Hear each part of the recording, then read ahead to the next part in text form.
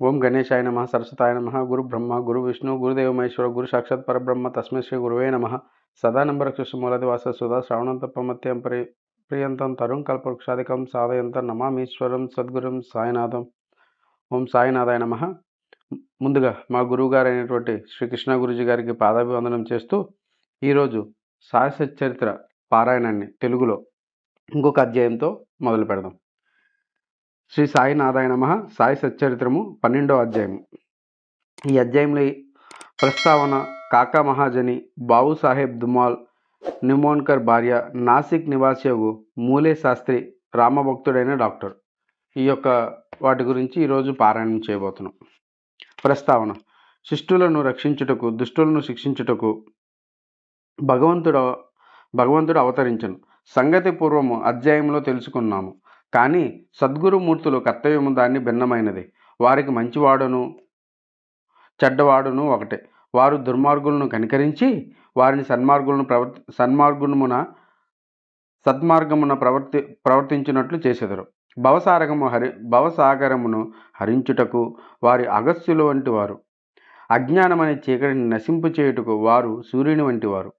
భగవంతుడు యోగుల హృదయంలో నివసించును. వాస్తవంగా వారు భగవంతుని కంటే వేరు కాదు.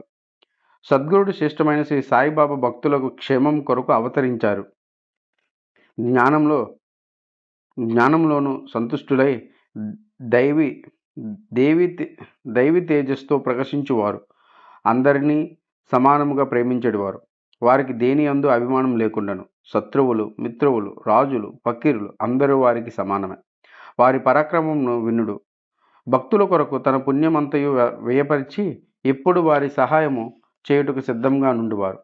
వారికిచ్చలేనిచో భక్తులు వారి వద్దకు రాలేకుంటిరి. వారి వంతు రానిదే వారు బాబాను స్మరించువారు కారు. వారి లీలలు ఎరుగుట కూడా తటిస్థించదు. మరి అట్టి వారికి బాబాను దర్శించుకోవాలనే బుద్ధి ఎట్లు పుట్టను? కొందరు బాబాను దర్శింపవలను కోనిరి. కానీ బాబా మహాసమాధి చెందు లోపు వారికి అవకాశము కలుగలేదు. బాబాను దర్శించవలన కోరిక గల వారు అనేకులున్నారు. కానీ వారి కోరికలు నెరవేరలేదు. అట్టివారు విశ్వాసంతో బాబా లీలలు వినిచో దర్శనము వల్ల కలుగు సంతుష్టిని పొందెదరు. కొందరు దురదృష్టమున వారి దర్శనం చేసుకొనును, బాబా సన్నిధిలో ఉండవలని అనుకొనును, నచ్చట ఉండలేకుండిరి. ఎవ్వరూ తమ ఇష్టానుసారంగా షిరిడీ పోలేకుండిరి. అచ్చట నుండుటకు ప్రయత్నించను, ఉండలేకుంటిరి. బాబా ఆజ్ఞ ఎంతవరకు గలదో అంతవరకే వారు షిరిడీలో నుండగలిగిరి. బాబా పొమ్మని వెంటనే షిరిడీ విడవలసి వచ్చి ఉండెను. కాబట్టి సర్వం బాబా ఇష్టం పైన ఆధారపడి ఉండెను. కాకా మహాజని. ఒకప్పుడు బాంబే నుండి కాకా మహాజని షిరిడీకి పోయాను. అచ్చటొక వారం రోజులుండి గోకులాష్టమి ఉత్సవం చూడవాలని అనుకున్నాను. బాబా దర్శించిన వెంటనే అతను బాబాతో ఇట్లనిరి: ఎప్పుడు తిరిగి ఇంటికి పోయేదు? ఈ ప్రశ్న విని మహాజన్ ఆశ్చర్యపడను. కానీ ఏదో జవాబునివ్వను కదా. బాబా ఆజ్ఞ ఎప్పుడైనా నప్పుడే పోయేదని కాకా జవాబిచ్చాను. అందులో బాబా ఇట్లను: రేపు పొమ్ము. బాబా ఆజ్ఞను అనుల్లంఘనీయము కావునట్లే చేయవలసి వచ్చాను. అందుచే నా మరుసటి దినమే కాకా మహాజని షిరిడి విడిచాను. బాంబేలో తన ఆఫీసు పోగానే వాని యజమాని వాని కొరకు కనిపెట్టుకొని ఉన్నట్టు తెలిసాను. ఆఫీస్ మేనేజర్ హఠాత్తుగా జబ్బుపడాను. కావున కాకా మహాజన్ ఆఫీస్లో ఉండవలసిన అవసరం ఏర్పడాను. ఈ విషయం యజమాని షిరిడీలో ఉన్న కాకా మహాజనికి ఒక ఉత్తరం కూడా రాశాను. అది కొన్ని రోజుల తర్వాత తిరుగుపాటలో బొంబాయి చేరినది. బాబు సాహెబ్ దుమాల్ పైదానికి భిన్నమగు కథని ఇప్పుడు వినుడు. ప్లేడర్ వృత్తిలో ఉన్న బాబు సాహెబ్ దుమాల్ ఒకసారి కోర్టు పైనపై నిఫాడ్ పోవుచుండెను. దారిలో దిగి షిరిడీ పోయాను. బాబా దర్శనం చేసుకుని వెంటనే నిఫాడ్ పోవాలని సెలవు కోరాను. కానీ బాబా అనుజ్ఞ ఇవ్వలేదు. షిరిడీలో ఇంకొక వారం ఉన్నట్లు చేశాను. ఆ తర్వాత అతడు బాబా వద్ద సెలవు పొంది నిఫాడ్ చేరగా అక్కడ మెజిస్ట్రేటుకు కడుపు నొప్పి వచ్చి కేసు వాయిదా పడిందని తెలిసాను. తరువాత ఆ కేసు విచారణ కొన్ని నెలల వరకు సాగాను. 4 మెజిస్ట్రేట్లు దాన్ని విచారించిరి. తుట్టతుదుకు దుమాల్ దాన్ని గెలిచాను. అతని కక్షిదారు విడుదలయ్యాను. నిమోన్కర్ భార్య. నిమోన్ గ్రామతనదారుడు గౌరవ మెజిస్ట్రేట్ అగు నానా సాహెబ్ నిమోన్కర్ తన భార్యతో షిరిడీ కొంతకాలం ఉండెను. ఆ దంపతులు తమ సమయమంతయు మసీదులో గడుపుచు బాబా సేవ చేయుచుండిరి. బేలాపూర్లో ఉన్న వారి కుమారుడు జబ్బు పడినట్లు కబురు వచ్చును. బేలాపూర్ పోయి తన కుమారుడికి అక్కడున్న తమ బంధువులను చూసి అక్కడ కొన్ని దినములు ఉండవాలని తల్లి అనుకున్నాను. కానీ బేలార్ పోయి ఆ మరుసటి దినమే షిరిడీకి తిరిగి రావాలని భర్త చెప్పాను. ఆమె సందిగ్ధంలో పడెను. ఏమి చేయుటకు తోచలేదు. ఆమె దైవమైన శ్రీ సాయినాథుడే ఏమన్నప్పుడు ఆదుకొనెను. బేలాపూర్కు పోవుటకు ముందు ఆమె బాబా దర్శనంకే వెళ్ళాను. అప్పుడు బాబా సాటేవాడ ముందర నానాసాహెబ్ మొదలగు వారితో నుండెను. ఆమె బాబా వద్దకు పోయి సాష్టాంగ నమస్కారం చేసి బేలాపూర్ పోవుటకు అనుమతి నిమ్మని కోరాను. అప్పుడు బాబా ఆమెతో ఎట్లా చెప్పాను, వెళ్ళుము, ఆలస్యం చేయవద్దు, హాయిగా బేలాపూర్లో 4 రోజులుండిరా, నీ బంధువులందరినీ చూచి నింపాదిగా షిరిడీకి రమ్ము. బాబా మాటలంత సమయానుకూలముగా నుండెనో గమనించుడు. నిమోన్కర్ ఆదేశము బాబా ఆజ్ఞ రద్దు చేసినది. నాసిక్ నివాసియగు మూలేష్ శాస్త్రి.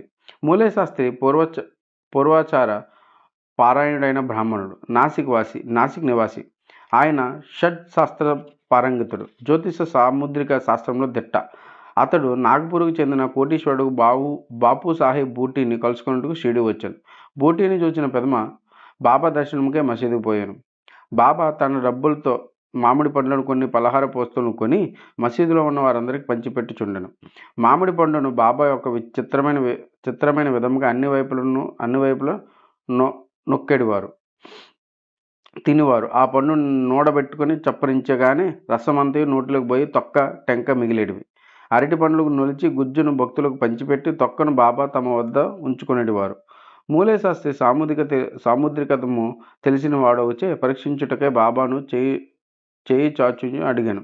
బాబా దానిని అసలు పట్టించుకొనక 4 అరటి పండ్లు చేతిలో పెట్టుకుని తరువాత అందరూ వాడ చేరిరి. మూలే శాస్త్రి స్నానం చేసి ముడి బట్టలు కట్టుకొని యజ్ఞహోత్రం మొదలైన ఆచరించుటకు మొదలెడను. బాబా మామూలుగానే లెండి తోటలో బయలుదేరను. మార్గమధ్యమున బాబా హఠాత్తుగా గేరు ఎర్రగుర్రం తయారుగా నుండుము, ఈనాడు కాషాయ వస్త్రము ధరించదను అని అనను. ఆ మాటలు ఎవరికీ బోధపడలేదు. కొంతసేపటికి బాబా లెండి తోట నుంచి తిరిగి వచ్చెను.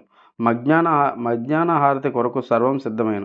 మధ్యాహ్న హారతికి తనతో వచ్చేదరా అని మూలే శాస్త్రి బూటీ అడిగాను. సాయంకాలము బాబా దర్శనం చేసుకున్నదని శాస్త్రి బదులు చెప్పాను. అంతలో బాబా తన ఆసనంపై కూర్చున్నాను. భక్తులు వారికి నమస్కరించి హారతి ప్రారంభమయ్యాను. బాబా నాసిక్ బ్రాహ్మణుని వద్ద నుండి దక్షిణ తెమ్మనను. బూటీ స్వయంగా దక్షిణ తెచ్చుటగా పోయాను. బాబా ఆజ్ఞ అతన్ని చెప్పగానే అతడు ఆశ్చర్యపరచును. తనలో తాను ఇట్లా అనుకున్నాను, నేను అగ్నిహోత్రుని. బాబా గొప్ప మహాత్ముడే కావచ్చు, కానీ నేను ఆయన ఆశ్రితుడను గానే వారికి నేను ఎందులోకి దక్షిణ నీయవలను? సాయిబాబా అంతటి మహాత్ముడు బూటీ వద్ద సంపన్నుని ద్వారా దక్షిణ అడుగుడిచే అతను కాదనలేకపోయాను. తన అనుష్ఠానమును మధ్యలో ఆపి బూటీతో మసీదుకు బయలుదేరాను.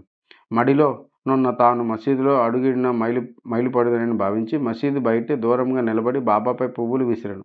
హఠాత్తుగా బాబా స్థానంలో గతించిన తమ గురువు ఎవరో గులవ్ స్వామి కూర్చొని ఉండను. అతడు ఆశ్చర్యపోయాడు. అది కళ నిజమా అని సందేహపడను. తనను తాను గిల్లుకొని మళ్ళీ చూశాను. తాను పూర్తి జాగ్రత్త అవస్థలోనే ఉన్నాడు.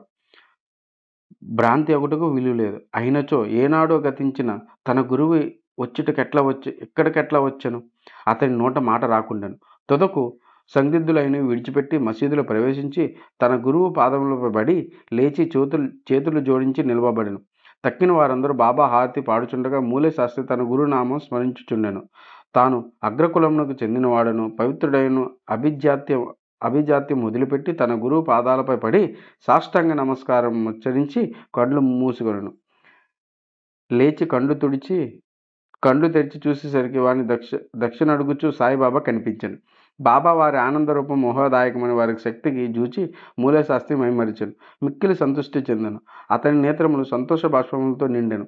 మనస్ఫూర్తిగా బాబాకు తిరిగి నమస్కరించి దక్షిణ నొసగెను. తన సహాయము తీరనిదనియు తనకు గురు దర్శనమైనదనియు చెప్పాను. బాబా యొక్క ఆశ్చర్యమైన లీలలో గావించిన వారందరూ ఆశ్చర్య ఉందిరి. గెరుతెండు కాషాయ వస్త్రములు ధరించదని అంతకు ముందు బాబా పలికిన మాటలకు అర్థము ఇప్పుడు వారు గ్రహించిరి. సాయి యొక్క లీలలు ఆశ్చర్యకరములు. రామభక్తుడైన డాక్టర్. ఒకానొక నాడు మమ్మల్తాదారు తన స్నేహితుడు డాక్టర్తో కలిసి షిరిడీ వచ్చాడు.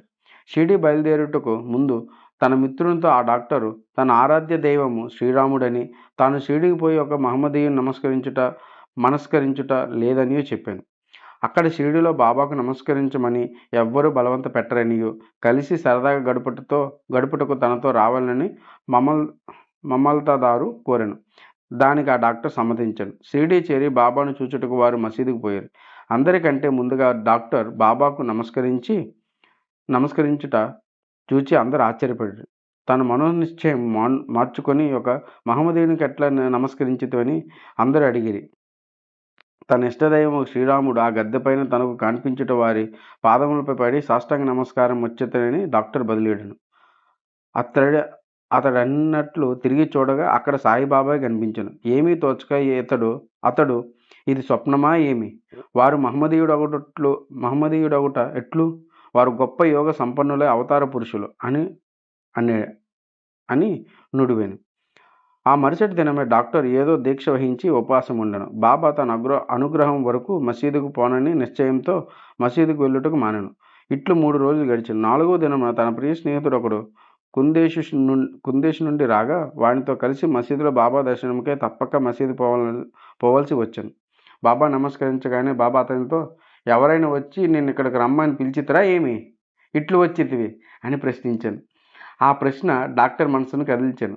ఆనాటి రాత్రి నిద్రలో అతనికి గొప్ప ఆధ్యాత్మిక అనుభూతి కలిగి అనిర్వచమైన ఆనందాన్ని అనుభవించాను. ఆ తరువాత అతడు ఆ ఊరికి పోయిన ఈ ఆనంద అనుభూతి 15 దినముల వరకు అటులోనే ఉండును. ఆ ప్రకారంగా అతనికి సాయిబాబా అందు భక్తి అనేక రెట్లు వృద్ధి చెందును.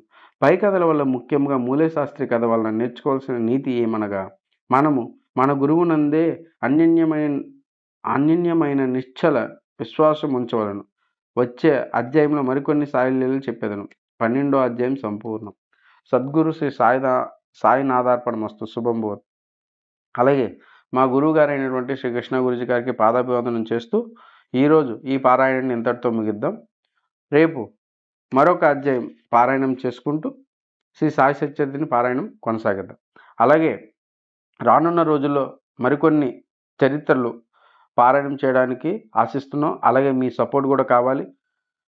అదేవిధంగా పఠనంలో కానీ వర్ణనలో కానీ ఏమైనా తప్పిదాలు ఉంటే మనస్ఫూర్తిగా క్షమించండి. అలాగే ఈ చిట్టి కాస్ట్ని సపోర్ట్ చేయండి, సబ్స్క్రైబ్ చేయండి. అలాగే మీ ఫ్రెండ్స్ ఫ్యామిలీతో షేర్ చేసి ఈ వీడియోని లైక్ చేయండి. Thank you. ధన్యవాదం.